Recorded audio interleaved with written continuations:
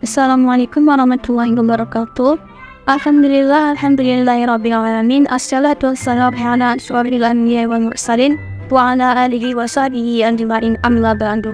Yang saya hormati ibu dosen pengampu Dr. Yendi Kurniawati SSI MSc, dan yang saya banggakan teman-teman sekalian. Baiklah, saya di sini akan menjelaskan tentang unsur amalgam golongan Na, yaitu sulfur. Nah, apa sih itu sulfur? Sulfur merupakan golongan multiaktif amalgam yang banyak terdapat di alam. Contohnya pada batuan sedimen, pegunungan di kawasan gunung berapi, kemudian di atmosfer. Pada atmosfer, sulfur ini dapat berupa NO2, SO2, H2S, dan SO3. Nah, kemudian sifat fisik dan sifat kimia dari sulfur ini. Sifat fisik, sulfur ini berbentuk pada atas berwarna kuning, tidak berbau, tidak berasa, dan juga rapuh. Kemudian sifat kimianya, sulfur ini memerlukan 2 elektron untuk mencapai konfigurasi S2P4 pada golongan gas mulia. Kemudian jika sulfur ini direaksikan dengan logam, maka dia bertindak sebagai penerima elektron. Contohnya itu logamnya Fe, besi, dan S itu sulfur. Nah, kemudian direaksikan membentuk senyawa Fps. Nah, sulfur ini bisa direaksikan dengan semua unsur kecuali emas, platinum, dan gas mulia. Kemudian sejarah sulfur. Nah, menurut genetis, belerang atau sulfur ini sudah lama ditemukan oleh nenek moyang berupa batu belerang. Kemudian belerang ditemukan pada meteorit R.W. Wood, di mana ia mengatakan bahwa belerang ini berada pada daerah gelap kawasan pegunungan di kawasan Aristarchus. Nah, sulfur ini banyak terbentuk di dalam, terbentuk secara alamiah di pegunungan dan juga di hutan tropis. Nah, kemudian belerang atau sulfur. Saya di sini akan menjelaskan terbentuknya asam sulfarid.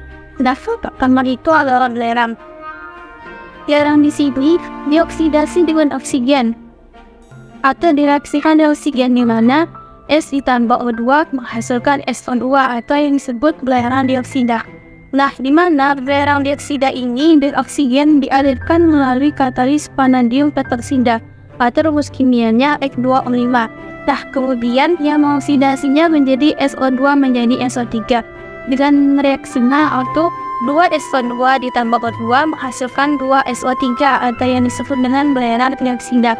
Nah, kemudian SO3 ini diabsorpsi oleh H2SO4 yang bereaksi dengan asam menjadi asam sulfat yang disebut asam pirosulfat atau dengan rumus kimianya H2S2O7. Nah, setelah dihasilkan H2S2O7, maka terbentuklah asam sulfat. Nah, H2SO4 ini digunakan untuk menangkap SO3 karena asam ini lebih efektif daripada air. Nah, kemudian H2S2O7 ini diencerkan kembali dengan air yang mengubah senyawa ini menjadi asam sulfat atau H2SO4. Nah, kemudian proses pembuatan belerang atau sulfur, yang dimana proses pembuatan belerang ini terbagi atas 2. Yang pertama ada proses flash dari proses Claus, di mana proses flash ini yaitu air yang sangat panas dipompakan ke dalam kandungan sulfur. Ini adalah gambar kandungan sulfur di bawah tanah. Nah, jadi sulfur tadi baru mencair dan diekstrak. Proses flash ini dapat menghasilkan kemurnian sulfur atau bisa menghasilkan tingkat kemurnian sulfur yang tinggi. Dalam proses flash ini, 3 pipa konsentrasi dimasukkan ke permukaan tanah hingga mencapai ke kandungan sulfur, di mana air yang sangat panas dialirkan dari pipa terluar, sehingga sulfur tadi yang sangat padat tidak bisa langsung diekstrak atau dilebur oleh air. Jadi, dengan bantuan uap panas mengurangi kepadatan dari sulfur ini sehingga sulfur tadi naik ke permukaan. Nah, setelah itu udara yang panas dimasukkan lewat pipa untuk membuatnya kurang padat dan mendarat ke permukaan. Jadi proses flash ini bisa digunakan di kedalaman 50 sampai 800 meter. Nah, kemudian yang kedua adalah proses Claus.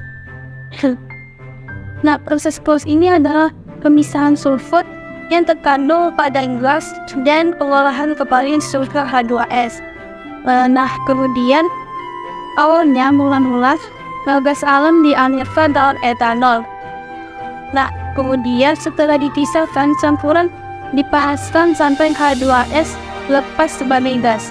Nah, kemudian gas ini dicampurkan dengan oksigen untuk membakar sepertiga H2S menjadi gas SO2 dan air. Nah, setelah itu gas O2 bereaksi dengan H2S membentuk belerang dan air. Setelah itu gas mengandung H2S dari lebih dari 50% untuk merecover sulfur dari pulse. Nah, kemudian teknologi close ini dibagi atas dua, yang pertama hal pembakaran dan yang kedua ada katalis. Nah, kemudian gas yang mengandung H2S ini diumpamakan menjadi oksigen. Setelah itu oksigen digunakan untuk mencapai temperatur yang diinginkan. Selain proses pembakaran tujuan untuk memisahkan sulfur dan kandungan gasnya. Kemudian sulfur didinginkan, setelah itu dikeluarkan pada tas sulfur yang mengandung gas. Kemudian setelah didinginkan lalu dipanaskan kembali.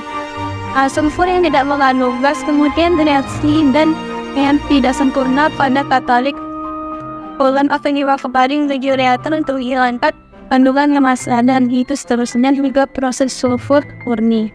Nah, kemudian setelah itu ada kegunaan atau manfaat dari sulfur. Nah, manfaat dari sulfur ini bisa digunakan untuk kulit, contohnya pada jerawat, dermatitis, kemudian skabies dan lain-lain. Nah, kedua, sulfur ini juga bisa kita gunakan untuk menghilangkan atau untuk jamur pada stratum corneum. Kemudian sulfur ini juga berada pada organ atau pada jaringan tubuh. Nah, kemudian sulfur ini juga bisa membantu jaringan ikat pada tubuh. Sulfur juga berada pada hati, jantung, dan bagian putih otak. Sekian yang dapat saya sampaikan. Wassalamualaikum warahmatullahi wabarakatuh.